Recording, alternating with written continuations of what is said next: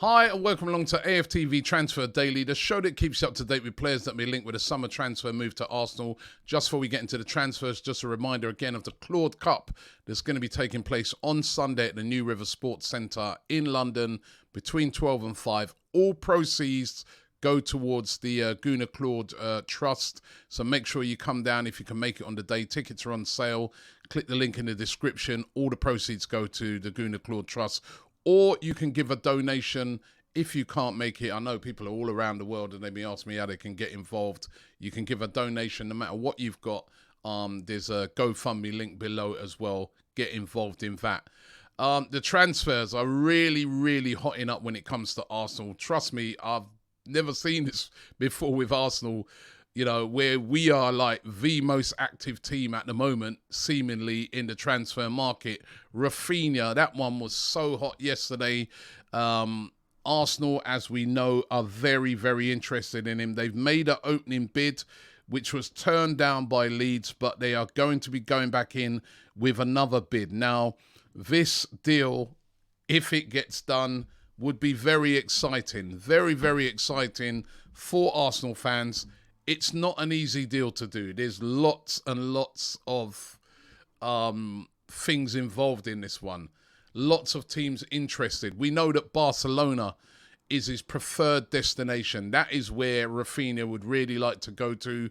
But Barcelona, how are they going to be able to afford to bring Rafinha in? We've seen Leeds United already, who are, you know, obviously they don't want to lose one of their best players, but they're looking at it and thinking, well, at least if we do lose him, we're going to lose him for a lot of money and we'll get a little bit of a bidding war going on. They're apparently wanting 60 to 65 million pounds, which is a lot of money. Now, Barcelona, as we know, they don't have that money to spend. They've got two players that they've bought in on a free transfer in Christensen from Chelsea and Frank Kessie from AC Milan, and they can't even register them at the moment because they don't have the funds. And, you know, they're pretty strict on, that over there in La Liga. They can't register those two players. And even if they do decide on Rafinha, you know, they've still got Ousmane Dembele, who they're trying to tie down to a new deal. So would that affect, any deal that would go in for Rafinha? So will Rafinha decide to go there? You've also got to look on it and look at some of the other teams that are in for him. Chelsea are said to be very, very interested in him indeed, but they've got issues to sort out themselves with Lukaku, and even though they are starting to sort that out, that's said to be a destination that, he could go to. And of course, there's Spurs. Spurs are interested. They may bid as well. They've got Champions League football, but where would he play? Where would he play in that front three of Harry Kane, Son, who plays in his position, and Kulusevski? I think his time would be limited. Would he go there in a World Cup year with positions limited? I mean, I guess some people are going to say that he might be a bit limited at Arsenal because Saka's there, but I think it would be a much more even spread between those two rather than if he went and was in competition with Son. But this is going to be a saga that's going to play out over a number of weeks. Arsenal have seen the opportunity and are trying to get in there. And if you look at Leeds, it looks like they're preparing for life, or they're starting to prepare for life without Rafinha. If you look at some of the players that they've been linked with today, Cody Gakpo, who's a player that we've been linked with from PSV, they're looking at maybe signing him as a replacement. There was this guy, Charles De Ketelaere, I'll probably pronounce that wrong, but from Bruges, that's another player that they're interested in. And Adama Traore, of course, who's currently at Barcelona, that's another player that Leeds are said to be interested in. So it's going to be interesting. It's hotting up. Where is he going to choose? Can Arsenal persuade him to come to the Emirates Stadium? This is the one thing when we look at it and we say, had we have had that Champions League football, a deal like this would be a lot easier to do. But we don't have Champions League, and that complicates it even further. But let's keep our eyes on it. And we know that Arsenal are in and are looking to go back in bidding for Rafinha. So let's see how that one plays out. We could have an all Brazilian front three. You know, we could have Martinelli on one side we could have Rafinha on the other side and Gabriel Jesus down the middle. Yes, Jesus, as I've been told by the Brazilians to say, it's not Jesus, Jesus, right? We're getting reports, widely reported yesterday and today, that a deal has been agreed between the players' representatives and Arsenal, and also a verbal agreement with Manchester City for this one to get done. It's going to be round about £50 million going to Manchester City. Wages to Gabriel Jesus of 220 to 200, £220,000 a week, or if you read it elsewhere, some people are saying right up to £260,000 a week. Of course, Arsenal have got a load of wages off of their wage bill.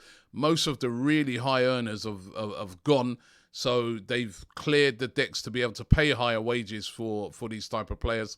But it looks like we are closing in on this deal for Jesus, and we could, in days, find out, if he's going to sign for Arsenal or not. Arsenal want to get him in before their pre-season tour over there to America. They've also got a pre-season tour that's coming up over there in Germany, in Nuremberg. Can they get it sewn up before then? I think this could happen very, very soon now. There's a bit of momentum going on it. So Jesus seemingly getting very, very close to a deal at Arsenal. And then there's Lisandro Martinez. Again, David Ornstein, of course, of The Athletic, saying yesterday that Arsenal are seriously interested in signing Lisandro Martinez. But again, sticking points on this one. We know that Arsenal put an offer in. As I said before, it's not clear whether it was 25 or 30 million pounds. Ajax apparently at the moment demanding up to 50 million pounds, which is, they're not going to get that. But that's what they're demanding. I mean, look, why not? Listen, everybody's trying to raid Ajax at the moment. For all their players. I'm seeing today that Sebastian Haller is the latest player to be leaving. They're just literally getting picked off left, right, and centre. So why not to make the most money you possibly can? Lisandro Martinez wanted by other teams as well. Tottenham, every player we want, they want as well. Go and look for your own players. What's the matter with you lot, right? But they've got Champions League football, and they are interested in Lisandro Martinez. Manchester United as well said to be holding an interest as well. Going to be interesting to see where he ends up.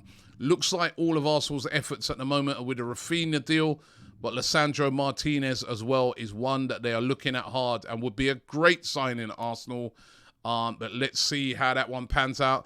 And this one's appeared today. ADRIEN Rabiot. We know that interest seems to have cooled a little bit on Tielemans. Could Arsenal look to ADRIEN Rabiot instead? He's only got 1 year left on his current contract at Juventus, and Juventus said to be keen to move him on. Now, Arsenal, the reports are willing to offer a swap deal with Hector Bellerin going to Juventus and Rabiot coming the other way. That'd be very interesting. Rabiot, how many years have we been linked with Rabiot? Since he was at PSG. He has all the attributes. But he's just never really delivered. Despite that, he is a French international. He has been playing at Juve, and on his day, I remember seeing him playing against Arsenal in a friendly, I think when he was at PSG, and he absolutely bossed the midfield. He really is a unit. Could that one happen? A swap deal for Hector Bellerin? I'm not too sure. About this one.